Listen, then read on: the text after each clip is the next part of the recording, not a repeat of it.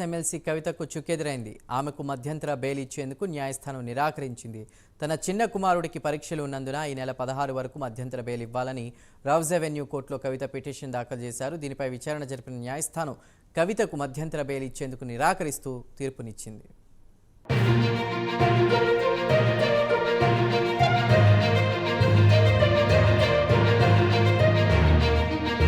Liquor policy కేసులో BRS MLC Kalvakuntla కవితకు ఊరట దక్కలేదు. ఆమెకు మధ్యంతర బెయిల్ నిరాకరిస్తూ రౌజ్ అవెన్యూ కోర్టు తీర్పిచ్చింది. వాదనల సమయంలో కవితకు మధ్యంతర బెయిల్ పిటిషన్ను ఈడీ వ్యతిరేకించింది. ఇప్పటికే ఆమె కుమారుడికి 7 పరీక్షలు పూర్తయ్యాయని, ఇప్పుడు బెయిల్ అవసరం లేదని ఈడీ పేర్కొంది.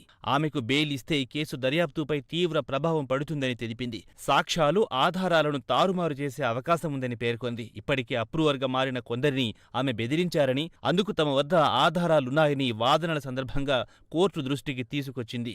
మధ్యంతర బెయిల్ పిటిషన్ను కొట్టివేయాలని ఈడీ కోరింది.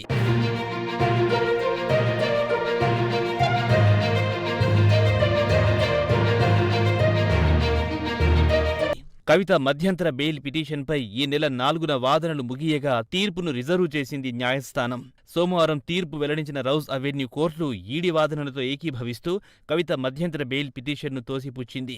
మరోవైపు కవిత దాఖలు చేసిన సాధారణ బెయిల్ పిటిషన్పై సీబీఐ ప్రత్యేక కోర్టు ఈ నెల 20న విచారణ జరపనుంది. ఢిల్లీ లిక్కర్ కేసులో మార్చి 15న కవితను ఈడీ అరెస్టు చేసింది. మార్చి 26 నుంచి ఆమె తీహార్ జైల్లో ఉన్నారు. కవితకు కోర్టు విధించిన 14 రోజుల జ్యుడిషియల్ కస్టడీ మంగళవారంతో ముగియనుంది. కవితకు రౌజ్ అవెన్యూ కోర్టు మధ్యంతర బెయిల్ నిరాకరించడంతో మంగళవారం ఆమెను మళ్లీ కోర్టు ముందు హాజరుపరచనున్నారు.